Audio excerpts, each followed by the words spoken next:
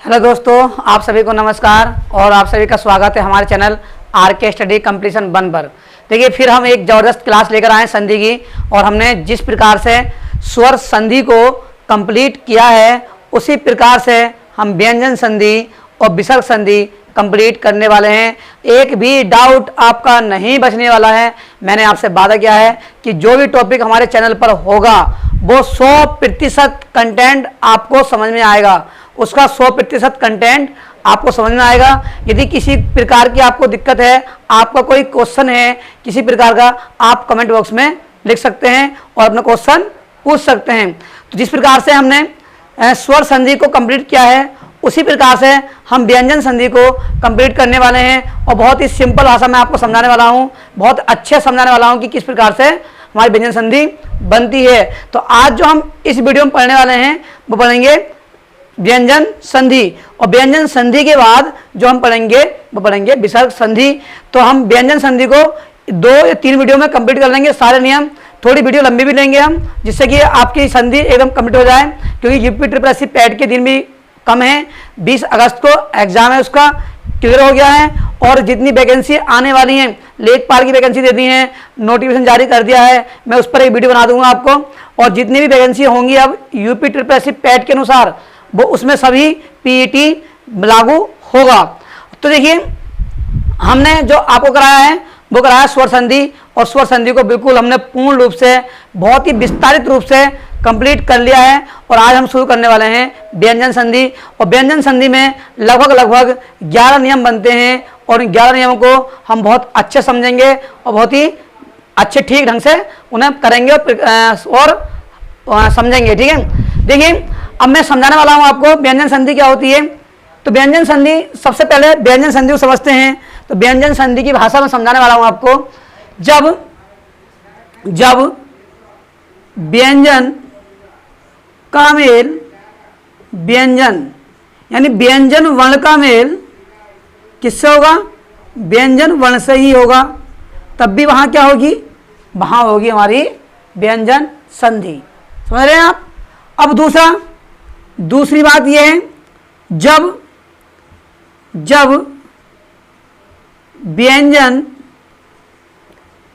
व्यंजन का मेल किसी स्वर से होगा तब भी वहाँ क्या होगी? वहाँ होगी व्यंजन संधि। और जब स्वर का मेल किसी व्यंजन से होगा तब भी वहाँ क्या होगी? तब भी वहाँ होगी हमारी व्यंजन संधि। क्या होगी? व्यंजन संधि। तो आपने समझा कि व्यंजन वर्ण का मेल व्यंजन वर्ण से, स्वर वर्ण का मेल व्यंजन से, व्यंजन का मेल स्वर से, तो वहां भी क्या होती है हमारी? वहां पर होती है हमारी व्यंजन संधि। कहने का अर्थ ये हुआ, जहां भी किसी व्यंजन का मेल किसी स्वर से होगा, स्वर वर्ण से होगा, वहीं क्या होगी? व्यंजन संधि होगी। आइए समझते हैं पहला नियम, और पहले नियम को मैं आपको बहुत ही अच्छे से और विस्तार से समझाता हूं। देखिए, सबसे पहले जो पहला नियम कहता है हमारा, वो ये कहता है, यदि किसी वर्ग के प्रथम वर्ण के बाद, ध्यान रखना, जो वर्ग होते हैं वो ये होते हैं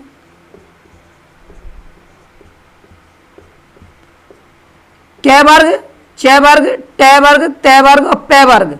सही है? कै वर्ग, च वर्ग, ट वर्ग, त वर्ग और प वर्ग, ये हमारे क्या होते हैं? वर्ग होते हैं। तो ये बात हुई है, किसी भी वर्ग के प्रथम वर्ण के बाद, किसी वर्ग का कोई प्रथम वर्ण होगा। सही है? किसी, मान लो जैसे कै वर्ग है, इसका ही प्रथम वर्ण क्या हो गया? सही है? उसके बाद कोई स्वर, कोई क्या हो? स्वर हो, या किसी वर्ण का या किसी वर्ग का या किसी वर्ग का तीसरा, अब तीसरा कौन सा? कै, ख, ग, ये हो गया तीसरा। ठीक है? तीसरा वर्ण, तीसरा या चौथा वर्ण, या अंतस्थ व्यंजन। अंतस्थ व्यंजन कौन से होते हैं? य, र, ल, व, या है। क्या हो? ये है जो अलग होता है। सही है? ये उसमें व्यंजन होता है। अब देखिए, अब जो है में से कोई वर्ण आए, इनमें से कोई वर्ण आए, तो उस प्रथम वर्ण के स्थान पर उसी वर्ग का तीसरा वर्ण हो जाता है। जो ये है, ये क्या वर्ग का? जब ये आएगा इसके बाद तो ये क्या हो जाएगा, इसका ही तीसरा हो जाएगा। यहाँ पर हलंत होता है, क्या हो जाएगा, तीसरा हो जाएगा। ध्यान रखना, पहला किस में चेंज हो जाएगा, तीसरे में।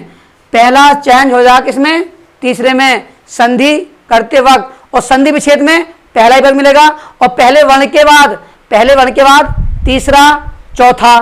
देखिए मैं और समझाता हूं अच्छे से, शायद ऊपर समझ में नहीं आ रहा हो आपको।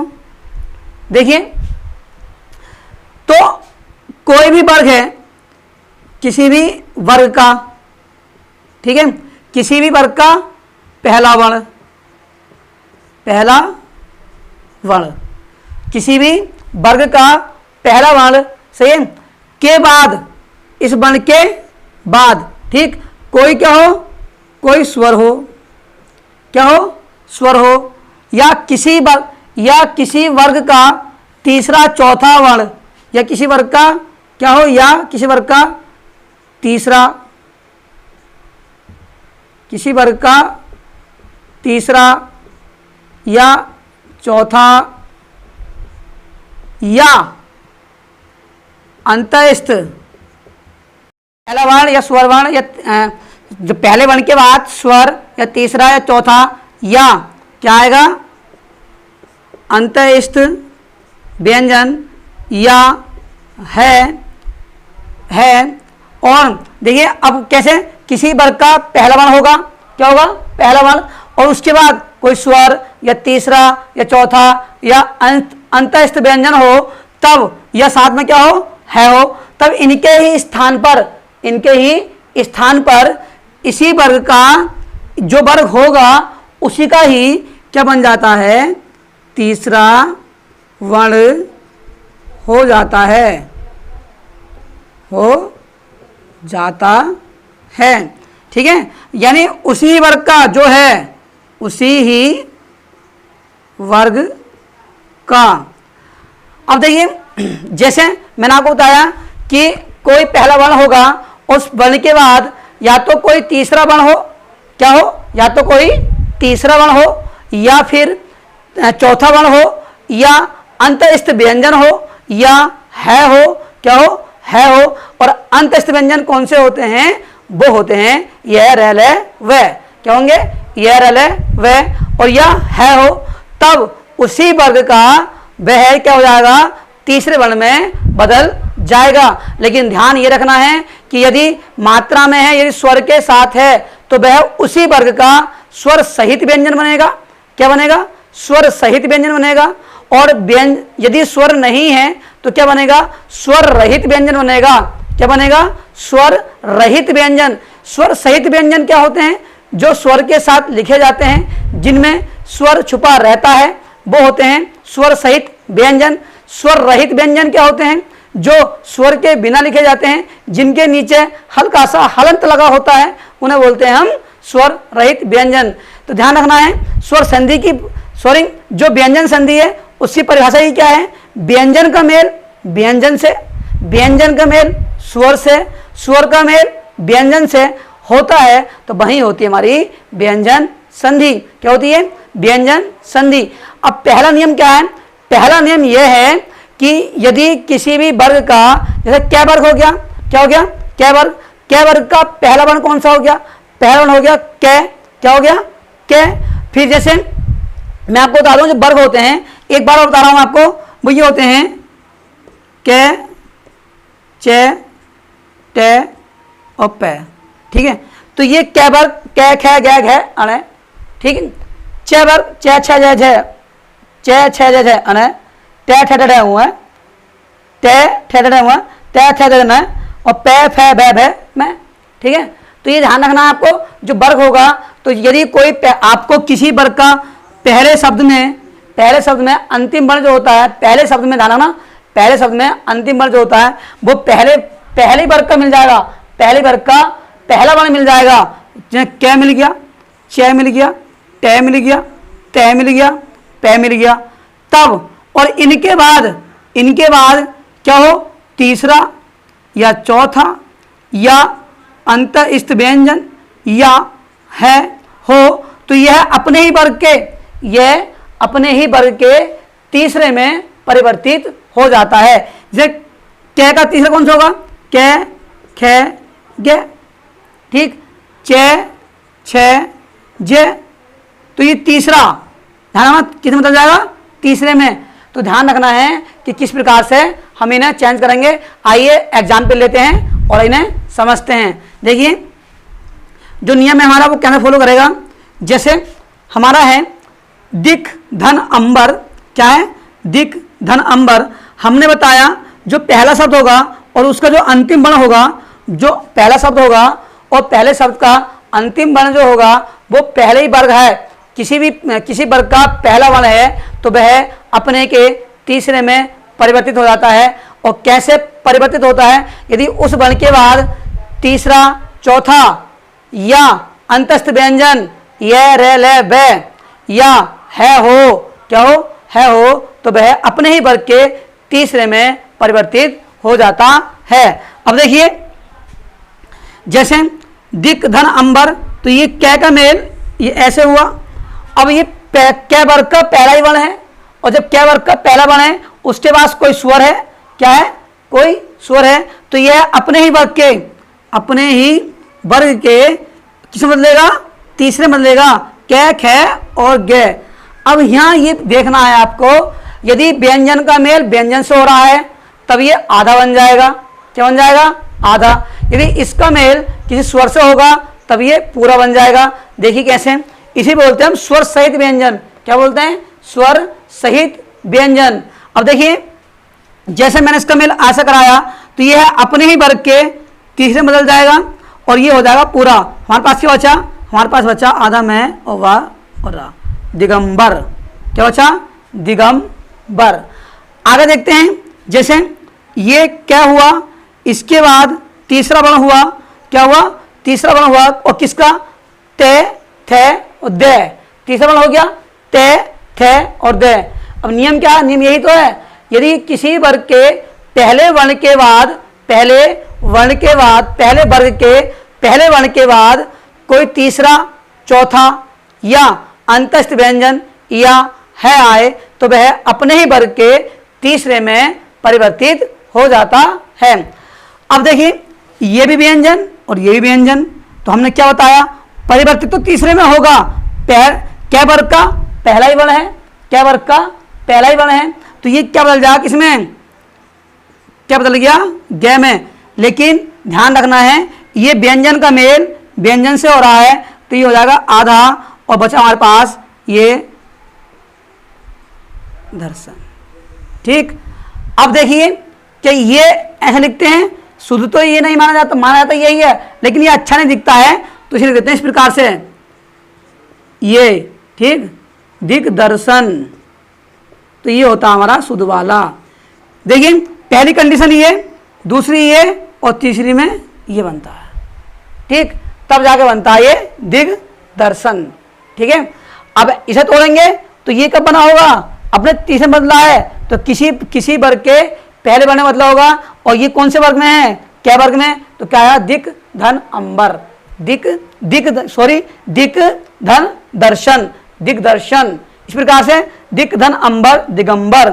तो विशेष ध्यान रखना है, यदि व्यंजन के बाद कोई स्वर आता है, मैं एक बार और समझा रहा हूं, यदि व्यंजन के बाद कोई स्वर आता है तो वह पहली बात तो पूरा वर्ण बनेगा, पूरा मतलब स्वर सहित वर्ण बनेगा, यानी व्यंजन बनेगा। और व्यंजन के बाद व्यंजन ही आता है तो वह आधा बनेगा।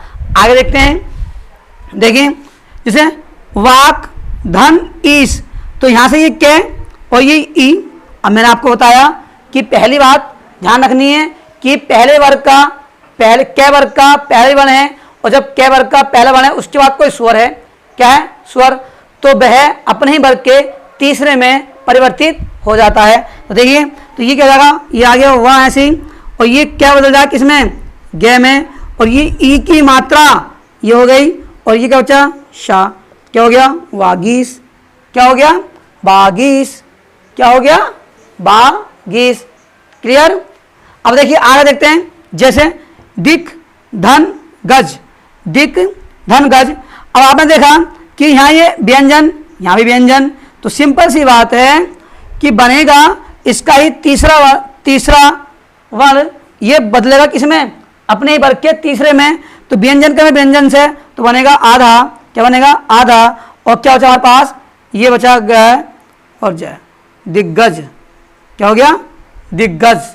तो देखिए इस प्रकार से इस नियम को फॉलो करना है। मैं और भी एग्जाम्पल लेता हूं और आपको बहुत अच्छे से क्लियर हो जाएगा। आप इसका स्क्रीनशॉट लीजिए, जैसे नोट कीजिए।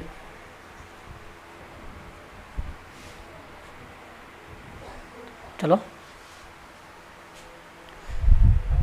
देखिए अब शुरू करते हैं हम और अपने नियम को आगे। देखिए सबसे पहले हमारा ये हमारा ऋक धन वेद, ऋक धन वेद। अब देखिए यहाँ पर क्या है, यहाँ पर हमारा है ये क्या कै और ये वह। तो यही हमने बताया कि किसी भी वर्ग का पहला वर्ण और उसके बाद क्या हो, कोई स्वर हो, या तीसरा या चौथा, तीसरा या चौथा, या तीसरा हो गया या चौथा हो गया, या अंतस्थ व्यंजन हो। अंतस्थ व्यंजन कौन से, यह र ल व या है हो, तब उसी वर्ग का तीसरे वर्ण में बदल जाता है। देखिए तो यहाँ से ये क्या और इस पहले वर्ग के बाद वह आ गया, जो एक प्रकार का क्या है, अंतस्थ व्यंजन है। क्या है, अंतस्थ व्यंजन। तो ये ऋ तो ऐसे आएगा, और इस आधे कै के बाद ये क्या है, हमारा अंतस्थ व्यंजन है, यानी व्यंजन है। जब व्यंजन है तो ये हो जाएगा आधा, यानी इसी वर्ग का बन जाएगा तीसरा, और बचा हमारे पास वेद, हो गया ऋग्वेद।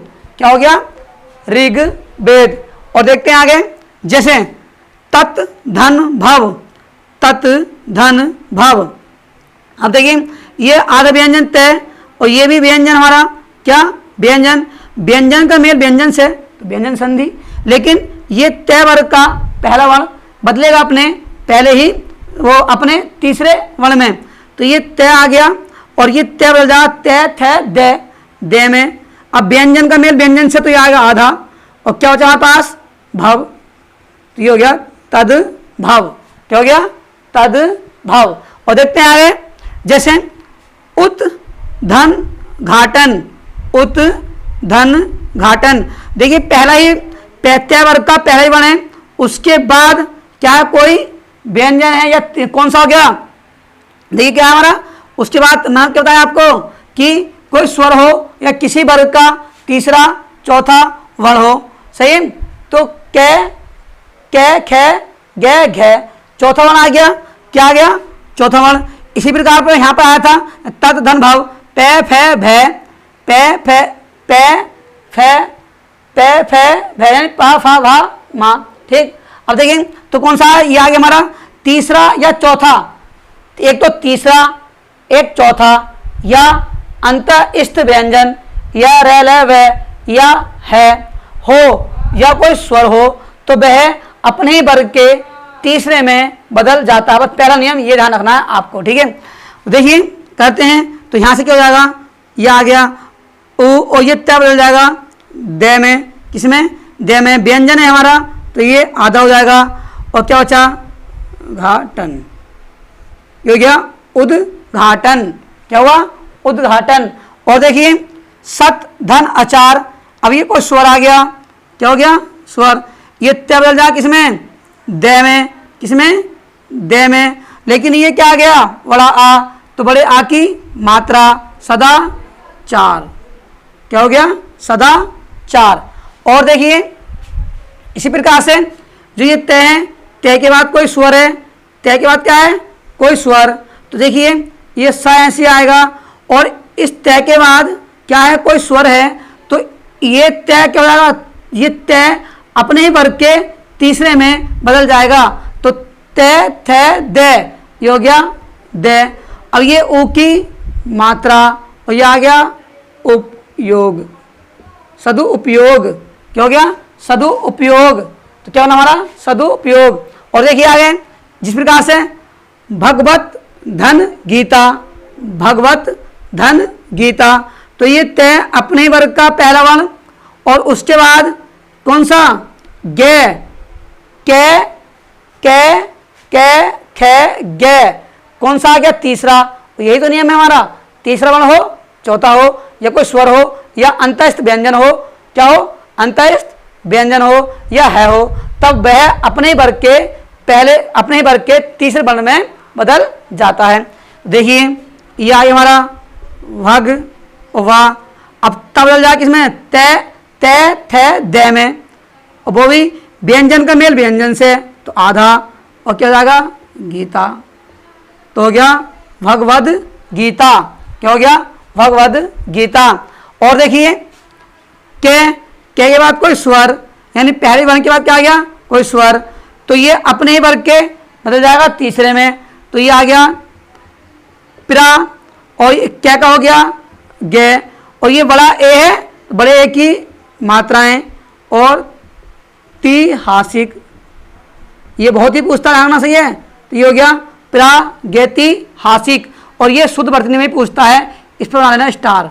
सही है, शुद्ध वर्तनी पूछता है, प्रागैतिहासिक में शुद्ध वर्तनी होगी, इसकी क्या होगी? शुद्ध वर्तनी होगी। और देखते हैं सट धन आनंद, सट धन आनंद। देखिए तो ये टे, टे, ठे, डे, तो क्या हो जाएगा इसका? ये बन जाएगा, इस इनका बन जाएगा डे, वो पूरा, क्योंकि ये पूरा क्या है? आ की मात्रा। क्या स्वर है इसके बाद? तो ये आया स, और ये आ गया डे, तो या सडा और नन। क्या हो गया? सडा नन। तो देखिए किस प्रकार से हमारे पहले नियम ने काम किया, और मैं आशा करता हूं कि ये नियम आपको अच्छे से समझ आ गया होगा। आइए अब लेते हैं दूसरा नियम और समझते हैं दूसरे नियम को। देखिए अब अगला नियम पढ़ते हैं, और पहला नियम हमने पढ़ा, मैं आशा करता हूं कि पहला नियम आपको बहुत अच्छे से समझ आ गया होगा, और सेकंड नियम भी आपको बहुत अच्छे से समझ में आने वाला है। देखिए सेकंड नियम क्या होता है, समझते हैं। यदि किसी वर्ग के पहले वर्ण के बाद, किसी वर्ग के पहले वर्ण के बाद किसी वर्ग का पांचवा वर्ण हो, क्या हो? पांचवा वर्ण हो, तब है अपने ही, तब है ये लिख लेना, अपने ही, ठीक है, अपने ही, या पहला वर्ण, जो पहला वर्ण होगा वह अपने ही पांचवें वर्ण में बदल जाता है। क्या में? पांचवें वर्ण में बदल जाता है। अब पांचवा वर्ण कौन सा होता है? यदि क है तो क बदल जाएगा इस वाले अणा में, ठीक। यदि ट है का चट, ये च है, च बदल जाएगा ये उआ में, ठीक। यदि ट है, ट है, ट बदल जाएगा ये वाली अणा में। और यदि त है तो त, थ, द, ध, न, ये बदल जाएगा न में। यदि इनका मेल किसी स्वर से होगा तब तो ये पूरे हो जाएंगे, वरना ये क्या आएंगे? आधे। क्या आएंगे? आधे। यदि प है तो प, फ, भ, भ, मैं बदल जाएगा मैं में, ठीक है। तो आपने देखा कि यदि पहला नियम क्या था, मैं रिवाइज कराता हूं एक बार। पहला नियम था कि यदि किसी वर्ग का पहला वर्ण हो और पहले ही वर्ण के बाद, पहले ही वर्ण के बाद क्या हो? कोई स्वर हो, या तीसरा, चौथा, या अंतस्थ व्यंजन, या रलय और या है हो, तब वह अपने ही वर्ग के तीसरे में बदल जाता है। किसमें? तीसरे में बदल जाता है। और दूसरा नियम क्या हुआ? यदि पहला ही वर्ग हो, क्या हो? यदि पहला ही वर्ग हो तब वह अपने ही वर्ग के, और उस क्या बोलते हैं, उसके ही बाद में क्या हो? पांचवा वर्ण हो। क्या हो? पांचवा वर्ण हो, तब वह अपने ही वर्ग के पांचवें वर्ण में बदल जाता है। क्या होता है? अपने ही वर्ग के पांचवें वर्ण में बदल जाता है। एग्जाम्पल से समझते हैं, आपको 100% क्लियर हो जाएगा। देखिए अब देखिए ये क्या है, और क्या के बाद कोई भी पांचवा वर्ण है, सही है भाई। क्या के बाद क्या है? पहला वर्ग हमारा कौन सा? क्या वर्ग, और क्या वर्ग का ये पहला है, और पहले के बाद कौन सा पांचवा वर्ण मैं है। भाई देखिए ये पांचवा वर्ण हो गया, तो यदि इसके बाद किसी वर्ग के पहले वर्ण के बाद कोई पांचवा वर्ण हो तब वह अपने ही वर्ग के पांचवें वर्ण में बदल जाता है। ये बात ध्यान रखनी है और नोट कर लेनी है कि यदि कोई पहला वर्ण है, पहले वर्ग का पहला वर्ण है और उसके बाद कोई पांचवा वर्ण है, क्या है, पांचवा वर्ण है, तो वह अपने ही वर्ग के पांचवें वर्ण में बदल जाता है। क का पांचवा वर्ण ये वाली अण है, च का पांचवा वर्ण ये वाली ऊ है, ट का पांचवा वर्ण ये वाली अण है और त का पांचवा वर्ण ने, प का मैं। अब देखिए बहुत आपको बहुत ही आसानी से संधि पहचान पड़ जाएगी। देखिए अब जैसे मैंने कहा ये वात ऐसी रहेगा और इस कै के बाद क्या है, ये मैं है पांचवा वर्ण, तो ये कै अपने ही पांचवें वर्ण में बदलेगा, तो क्या आ गया, ये वाली अणा आ गई। लेकिन ये भी व्यंजन, ये भी व्यंजन, तब ये आधा क्या बच्चा, मैं, ये हो गया वाण में, क्या हो गया, वाण में। ठीक है, अब देखिए आगे ये तय वर्ग है। भाई तय वर्ग, ये तय वर्ग, तय वर्ग के बाद कोई पांचवा वर्ण है, क्या है, पांचवा वर्ण, तब ये तय अपने ही वर्ग के पांचवें वर्ण में बदलेगा। और देखिए कौन सा पांचवा वर्ण है, ये न है। तय वर्ग का कौन सा पांचवा वर्ण है, न है, तो ये आ जाएगा सैसी आ गया। इस तय का बन गया अपना पांचवा वर्ण, ये भी व्यंजन, ये भी व्यंजन, तब ये आधा, क्या हो गया, ये हो गया आधा, और ये हो जाएगा नारी, ये हो गया सन्नारी, क्या हो गया, सन्नारी, क्या हो गया, सन्नारी। आगे देखिए इसी प्रकार से ये पहला वर्ण है, ये किसी वर्ग का पांचवा वर्ण है, और जब पहला वर्ण पांचवें वर्ण से बने मिलेगा तब क्या बनेगा, अपने ही वर्ग का पांचवा वर्ण बनेगा। अब देखिए जैसे जग ऐसी आ गया और ये भी व्यंजन, ये भी व्यंजन, तब बनेगा आधा, और ये आ गया नाथ, ये हो गया जगन्नाथ, क्या हो गया, जगन्नाथ। और देखते हैं जैसे चित्त धन में, चित्त धन में तो पहला वर्ण तय वर्ग का, उसके बाद कोई पांचवा वर्ण, और जब पांचवा वर्ण आए और इनका मेल क्या बनाएगा, अपने ही वर्ग का पांचवा वर्ण बनाएगा।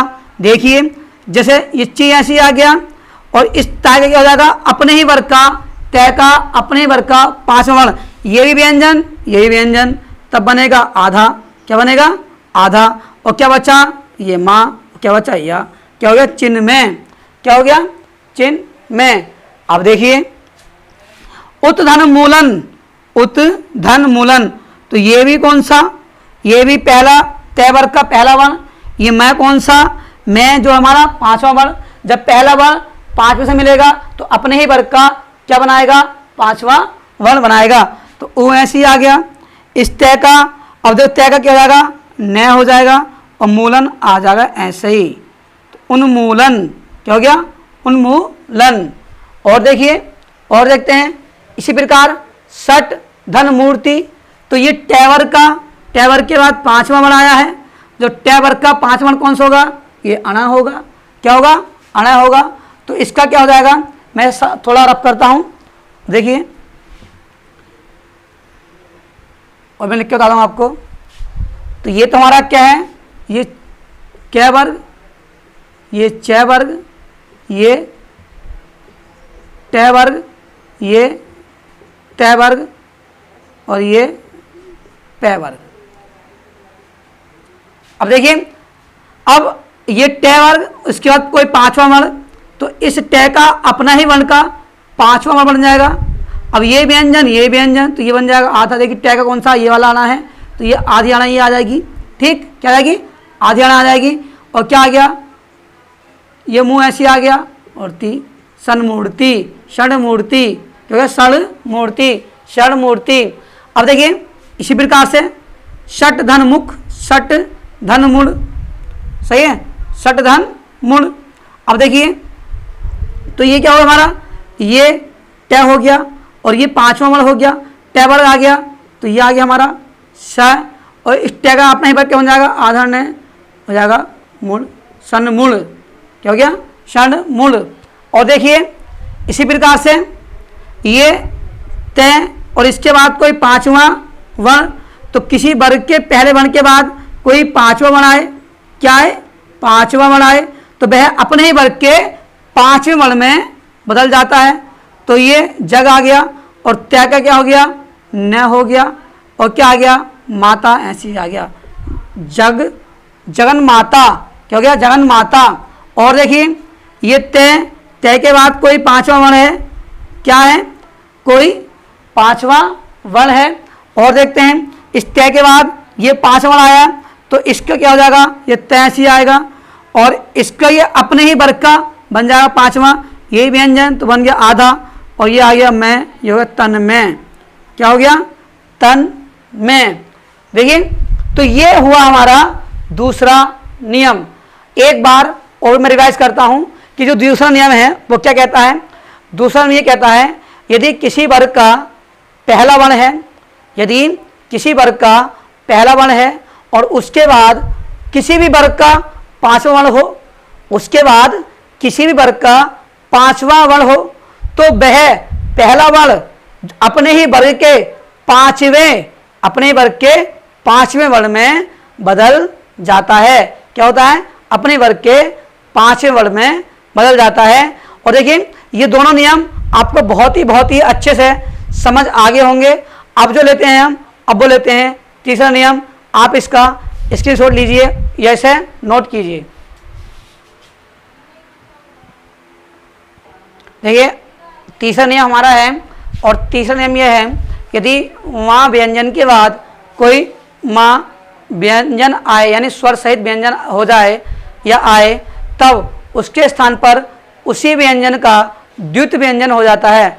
अब द्वितीय व्यंजन क्या होता है, मैंने आपको बता दिया है, पहले आधा व्यंजन, फिर उसी का पूर्ण व्यंजन, यानी पहले स्वर रहित व्यंजन और फिर उसी का स्वर सहित व्यंजन। आज समझते हैं, आइए समझते हैं इस नियम को।